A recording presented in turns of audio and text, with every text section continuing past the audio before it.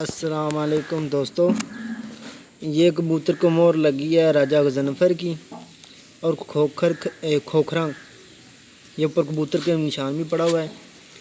ये गए हैं मेरे 24 तारीख को कबूतर मोरों वाले। जिस भाई को भी मिले ज़रूर इतला दें।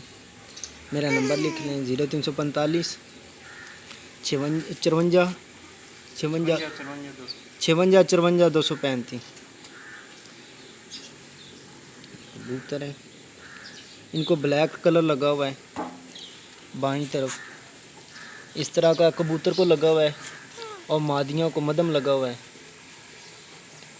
इसी पल्ले पे लगा हुआ है खब्बे पे, कबूतरियों और मादियों दोनों को। जिस भाई को मिले हैं, जिसने पकड़े हैं, इतला करे हमें। आप अगे एक लब्बी है, एक मिल गया और बाकी कोई नहीं मिले। पिछले टूर्नामेंट में भी जो गए हैं कबूतर।